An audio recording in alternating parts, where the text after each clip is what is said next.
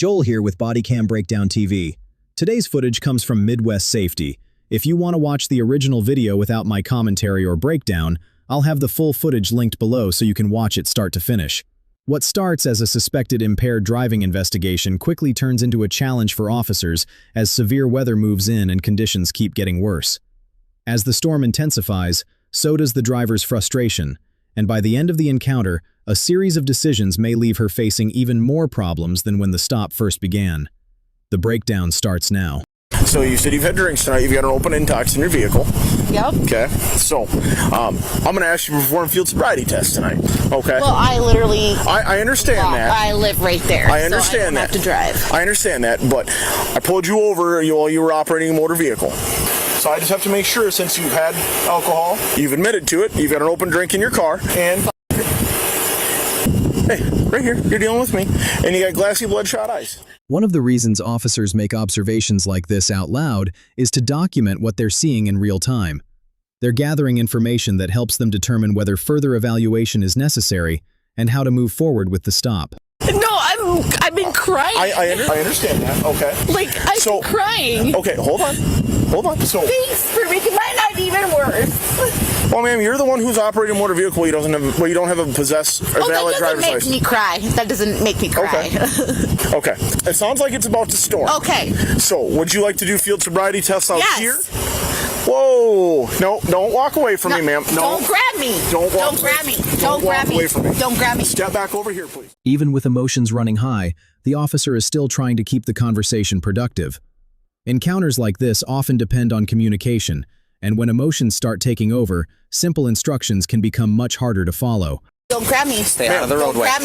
Don't grab me. Don't walk away then. Cassie. Ma'am. Can he go away, please? Yeah, I'll have him stand back here. Like, is there two? Yeah, me and him. Did you see where I pulled out from, ma'am? You drove right past me. And I happen to know your car, and I happen to know that you are revoked. I'm just asking you. I don't need the attitude. That's what I was going to do. I'm sorry. Okay. I'm not trying to give you attitude. I'm just very...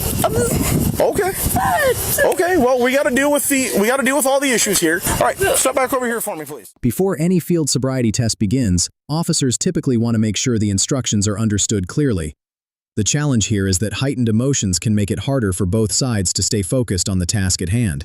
I'm going to explain the tests. I know what the test is. You don't have to explain it. I have to explain them by state law. The first test is the horizontal gaze and stagnance test, or the HGN test. Would you like to stand out here in the rain, or would you like to go into the squad? I'm fine, right here. Okay, I'm going to be watching your eyes and your eyes only, so I'm going to move the tip of my pen back and forth in front of your eyes. Can you please take your glasses off and set them on the hood of your car for me? Or put them there. Okay. Can you see the tip of my pen? Okay. This test is designed to give officers information before they move on to the next steps of the evaluation.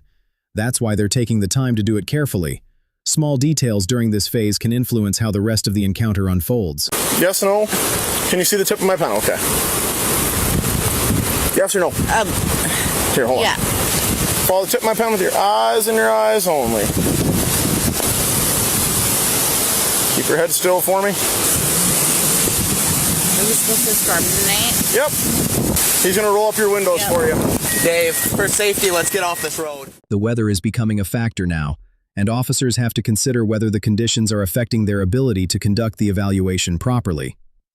Rather than rushing through the process, they're choosing an environment where they can complete it safely and without unnecessary distractions.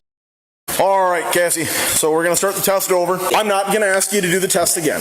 If you refuse, I'm just going to arrest you. I'm good. I just want you to follow with your eyes and your eyes only. I am freaking out.